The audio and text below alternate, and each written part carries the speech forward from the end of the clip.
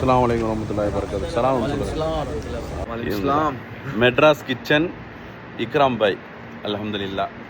நான் அப்துல் ஹமீது அன்சாரி அவர்களும் எல்லோரும் சேர்ந்து இன்னைக்கு சந்தித்த ஒரு முக்கியமான ஆள் இன்ஷா அல்லாஹ்.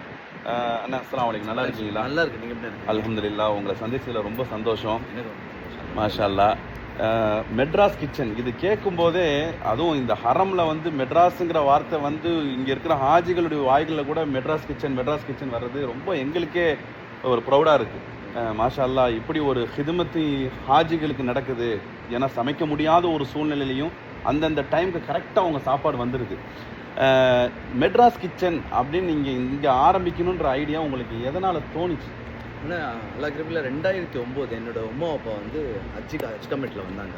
அவங்க பட்ட கஷ்டம் அதை வந்து அப்போதைக்கு என்னோடய வயசு வந்து 19. ஸோ அவங்க சொன்ன விஷயம் அதை நான் கேட்டுட்டு ஓகே ஃபைன், நம்ம பண்ணால் இந்த ஃபீல்டில் தான் நம்ம இறங்கணும். மாஷா அல்லாஹ், மாஷா அல்லாஹ். ஸோ 20 வயசில் நான் இங்கே வந்தேன். மாஷா அல்லாஹ். 21வது வயசில் வந்து நான் இங்கே கேட்ரிங் ஸ்டார்ட் பண்ணேன். அல்ஹம்துலில்லாஹ். ஸோ கிட்டத்தட்ட ஆல்மோஸ்ட் லைக் இப்போ என் வயசு வந்து 36. மாஷா அல்லாஹ், மாஷா அல்லாஹ். ஸோ இந்த ஃபீல்டு எதுக்கு நான் மேஜராக நான் பண்ணது வந்து ஹஜ் கமிட்டி வர ஆஜிங்களுக்கு தெளிவான சாப்பாடு. பட் ஸ்டார்டிங்கில் நான் வந்து ஒரு சின்ன ஜோனில் பண்ணியிருந்தேன். பட் டே பை டே அந்த அல்லாவோட க்ரோத்து, ஸோ என்னோட எக்ஸ்பீரியன்ஸு அதை பேஸ் பண்ணி இப்போது அல்லா கிருபையில் இன்னைக்கு பார்த்தீங்கன்னா கிட்டத்தட்ட 420 ஆஜி. பட் இன்னும் டைம் இருக்குது. இன்னும் 25, 26, 27 ஃப்ளைட்லாம் இருக்குது. அந்த புக்கிங்ஸும் இருக்குது. ஸோ துவா செய்யுங்க, இன்ஷால்லா நான் உங்கள் முயற்சி இன்ஷால்லா வெற்றி பெறும்.